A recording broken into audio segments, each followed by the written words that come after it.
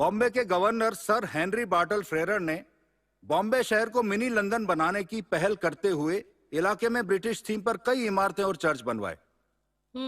अंग्रेजों द्वारा निर्मित फोर्ट एरिया में 3 मुख्य द्वार यानी गेट थे। ये गेट अपोलो गेट, बाजार गेट और चर्च गेट कहलाते थे। पर इसे चर्च गेट ही क्यों कहते हैं? चर्च गेट एक्चुअली इनमें से एक गेट सीधे सेंट थॉमस कैथेड्रल चर्च की ओर जाता था, इसलिए इसका नाम चर्च गेट रखा गया।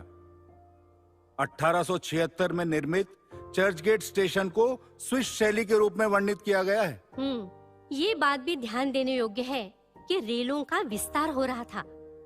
अहमदाबाद से दिल्ली तक के लिए 1879 में मीटर गेज लाइन शुरू की। इस प्रकार रेलवे के आगमन से बम्बई शहर का नक्शा ही बदल गया। नक्शा बदला तो मुख्यालय बनाने की जरूरत और बढ़ गई। जगह फाइनल हुई और आर्किटेक्ट को फाइनल करने की बात ही शायद ये BB&CI के बोर्ड ऑफिस में चल रही है। चर्चगेट स्टेशन का एक तरफ सी शोर और दूसरी ओर headquarters building. Well done, officers. Well, what about the architect? I want to make this building the best it can be, so that my name will be sung in London, and future generations will remember me. Sure, sir. I have a name in mind. He is unbiased and very, very creative. Oh, I'm sure you will recommend some Indian architect, don't you? Yes, of course Indians have potential, but we Indians go by merit, not by bias. Oh, stop this argument now, and please tell me the name of the architect of your desire and why. I would like to answer your why first. वो आज के दौर के सबसे innovative architect में से एक माने जाते हैं। वो एक ऐसे व्यक्ति है जिन्होंने बोरीबंदर का विक्टोरिया टर्मिनस, एशिया की सबसे बड़ी इमारत और कई सरकारी भवन जैसे बंबई पुलिस का हेडक्वार्टर, नगर निगम भवन, म्यूजियम, सेंट्रल हॉल और रॉयल अल्फ्रेड डिजाइन किए हैं और अपने मार्गदर्शन में बनवाए हैं। जी हां sir, the great Frederick William Stevens. So tell Mr. Stevens. शुरुआत में ही मैं आपको एक डिजाइन सबमिट करेगा जो सेलर्स होम जैसा ही होगा, लेकिन ये तय है कि इसमें कुछ बदल होगा। मैं विश्वास दिलाना चाहता है कि भवन अपने आप में कुछ अलग ही होगा। Well, look, Mr. Stevens, हम आपको इतना बड़ा काम दे रहे हैं, लेकिन इसका डिजाइन हमें सेलर होम से बेटर चाहिए। ओके, आपने जैसे सुझाया मैं वैसा ही डिजाइन बनाने का कोशिश करेगा, और यदि चाहे तो थोड़ा कुछ बदल कर गॉथिक स्टाइल बिल्डिंग का डिजाइन आपके सामने रखेगा। But as you said, you have the initial budget of rupees just 3 lakhs. No. It will require more money. And some will be required right now. ठीक है, उसके लिए आपको फिक्र करने की जरूरत नहीं। हम आपको शुरुआती दौर पर 4,75,000 मंजूर कर रहे हैं, और हाँ, आपकी आर्किटेक्ट की फीस ₹50,000 से ज्यादा No, we can't. Okay, you can proceed. ₹50,000 as architects fees. उस जमाने में यह फीस बहुत बड़ी फीस थी। किसी आर्किटेक्ट को इतनी बड़ी फीस नहीं मिलती थी। उनका काम ऐसा था कि वो जो काम करते थे बड़े पैशन से करते थे। उनके लिए उनकी टीम बहुत महत्वपूर्ण थी। वो अपनी टीम के लिए जो लोग चुनते थे उनका प्रतिभाशाली होना बहुत जरूरी था। प्रतिभा से कोई भी समझौता नहीं। हाँ, और इस इमारत के निर्माण के लिए भी उन्हें जरूरत थी प्रतिभाशाली टीम की। James, Henry, Michael, no, no, no, no, no, no, no, no. Sir please consider them. वो अपने बिजनेस में बहुत अच्छे हैं। Oh, come on.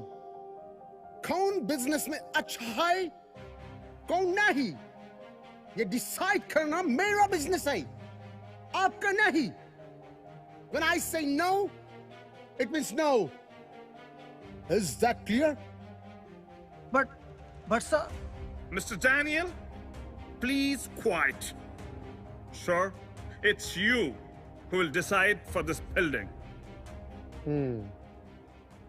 कोई और भी suggestions है क्या? Yes sir, I have.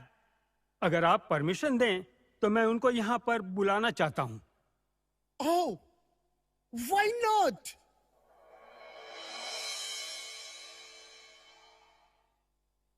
अरे वाह, मैं आप दोनों लोगों के बारे में सोच रहा था और मिस्टर मोहन आप दोनों को ही ले आए। Dear friends, this is Mr. Rao Sahib Sitaram Khandirao Vaidya and he is Mr. Ranganath Krishna Deshmukh। इनसे अच्छा इंजीनियर मैंने पूरी दुनिया में नहीं देखे। इन लोगों ने बम्बई सेलर हाउस का भी काम लिया था and you know the results. So I'm going to take Mr. Khandirao as a resident engineer and Mr. Ranganath as his assistant for this project. Welcome, sir. Thank you. Thank you, Mr. Stevens, Mr. Mohan, and everyone present in this room for keeping faith in me. I will not leave any stone unturned for this grand structure. आप इतना विश्वास रखिए कि हम सिर्फ एक इमारत नहीं बना रहे, बल्कि आने वाली पीढ़ियों के लिए एक विरासत बना रहे हैं। India and Indian shall always be proud of this Marvel.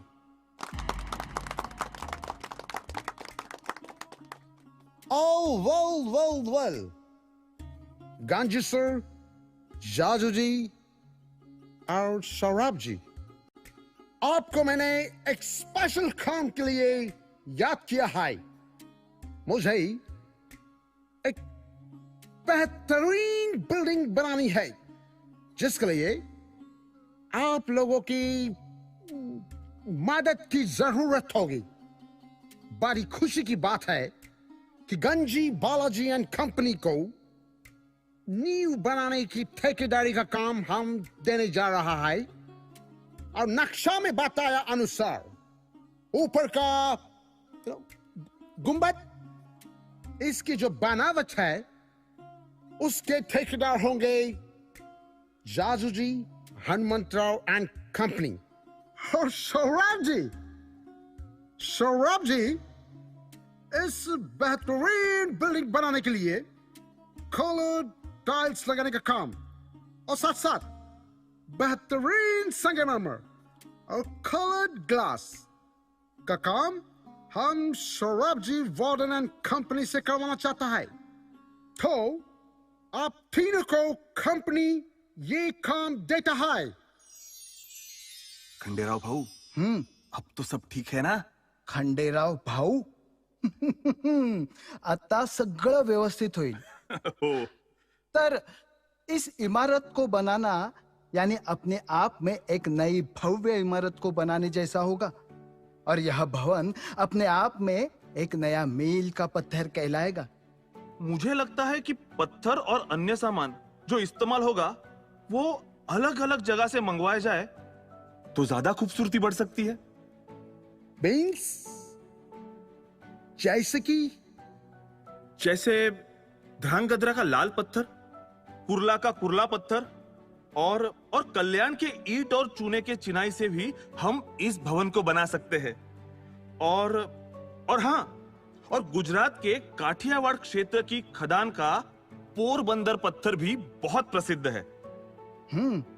मेरा भी ये सोचना है कि ऊपर की ओर पंखों वाला शहर बड़ा ही सुंदर प्रतीत होगा। मेरे अनुमान से बाथ पत्थर का बना इंजीनियरिंग का एक सुंदर नमूना केवल ऊपर रखा जा सकता है। वाह! और हाँ, इसमें हम एक प्रभावी सुंदर महिला की मूर्ति भी लगा सकते हैं, जिसके दोनों तरफ बच्चे होंगे। दाहिना हाथ लोकोमोटिव को दर्शाएगा और बायां हाथ एक पहिए पर रखा होगा, जो रेल की गति और इंजीनियरिंग की प्रगति को दर्शाएगा। Wow, wonderful!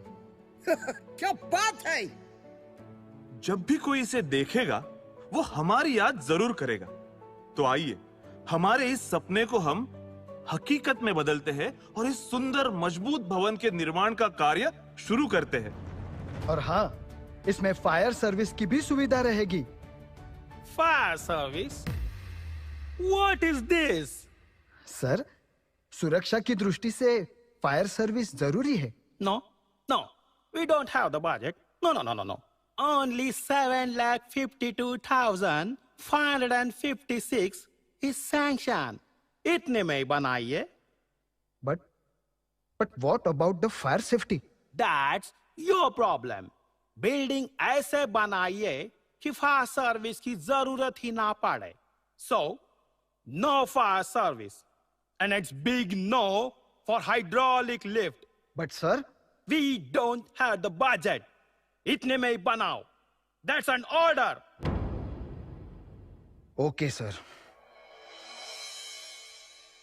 तो ये प्रोजेक्ट शुरू हुआ और गौरतलब बात यह है कि F.W. स्टीवंस के पुत्र चार्ल्स फ्रेडरिक स्टीवंस ने भी उन्हें इस प्रोजेक्ट में असिस्ट किया। 1894 में इस इमारत का निर्माण शुरू हुआ। जनवरी 1899 में इस शानदार भवन का निर्माण कार्य पूरा हुआ और 1899 में ही BB&CI ने अपना हेडक्वार्टर इस शानदार इमारत में तुरंत स्थानांतरित कर लिया, मतलब शिफ्ट कर लिया। शायद ये पहला रेलवे हेडक्वार्टर होगा जिसमें सामान्य यातायात प्रबंधक और यातायात अधीक्षक के विभाग हैं, जिनका प्रबंध ग्राउंड फ्लोर यानी भूतल पर है। और दूसरी मंजिल पर सचिव, एजेंट, पुलिस अधीक्षक, इंजीनियरिंग विभाग और एक बोर्ड रूम बनाया गया है। सारी जरूरत की व्यवस्थाएं एक ही जगह पे। एक ऐसा ऑफिस जिसमें पुलिस भी है, इंजीनियर्स भी है और भी कई विभाग हैं। ये इमारत एक जीता जागता उदाहरण है मॉडर्न थिंकिंग का, आधुनिक सोच का। ये इमारत बॉम्बे की एक पहचान बनने वाली थी और बॉम्बे की एक पहचान और भी है। वो कौन सी? विश्व प्रसिद्ध डब्बे वाले। पुरातन पहचान में से एक 1890